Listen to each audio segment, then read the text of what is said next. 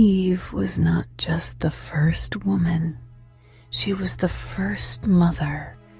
Before the world knew war, before it knew betrayal, before it knew graves, Eve knew the feeling of holding life in her arms. She carried hope before she understood loss. She believed that love would be enough to shape the world. Her sons were the future, the promise that life would continue. But the world changed. One day, jealousy grew louder than love. Anger spoke where patience was silent, and the ground drank the blood of her son. Cain killed Abel. In that moment, Eve did not lose just one son. She lost two. Abel was gone. His voice, his breath, his place beside her. Cain still lived, but he was no longer the same. He was marked by guilt, separated by fear, exiled from the life he once knew. A mother watched one child disappear into death and another disappear into darkness. There were no words for what had happened, no language for murder, no comfort for grief like this, only silence. This is where many people think the story ends, but it doesn't. Because life after tragedy still happens. Eve woke up the next morning, and the next, and the next. She carried grief into ordinary days. She learned how to breathe while broken. She learned how to live with an empty space where laughter once lived. This is not just Eve's story. This is the story of anyone who has lost someone they love, of anyone who has watched a family change forever, of anyone who has asked, how do I move forward when nothing feels the same?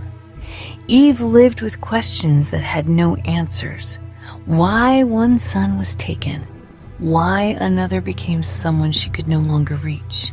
And yet, life continued. Time passed. Grief settled into memory. Pain softened into quiet ache. And then something unexpected happened. Life whispered again. Eve bore another son. She named him Seth, not as a replacement, because love cannot be replaced, but as a reminder that God was not finished. That hope can grow after devastation, that the future can still take shape, even when the past is painful. Seth was born into a world marked by loss, but he carried forward the line of faith. Through him, generations would rise. Through him, worship would continue. Through him, humanity would keep moving forward.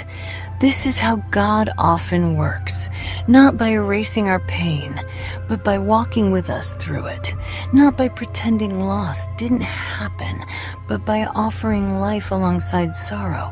Today, many of us live like Eve did. We carry grief quietly. We move forward while still remembering. We love again, even though loss has changed us.